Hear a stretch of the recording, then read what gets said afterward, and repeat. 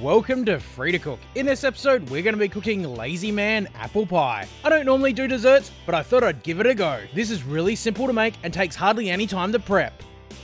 To start, you'll need 5 to 6 Granny Smith apples. Peel the skin. Next, slice down the side into thin pieces. Add them to a large mixing bowl, followed by 1 cup of sugar, half a teaspoon of cinnamon, then half a cup of warm water. Mix the apples through the sugar and water mixture. To give the apple pie a crumbly top, sift 3/4 of a cup of self-raising flour into a mixing bowl. Next, you'll need a half a cup of room temperature butter. Using your fingers, press the butter into the flour.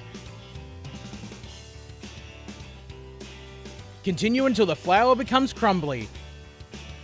In a deep-sided pot, add the apples. Spread them out until they're level. Next, sprinkle over the flour mixture. Make sure the top is fully coated. This is ready to hit the barbecue. Light a chimney of charcoal. I'm using Clean Eat charcoal.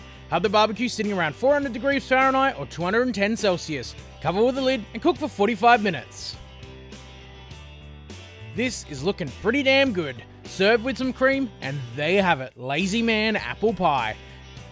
This simple recipe is easy to prep and tastes delicious. If you found this recipe helpful, don't forget to share it, subscribe to the channel, like us on Facebook, follow us on Instagram, and if you have any recipe suggestions, leave them in the comments.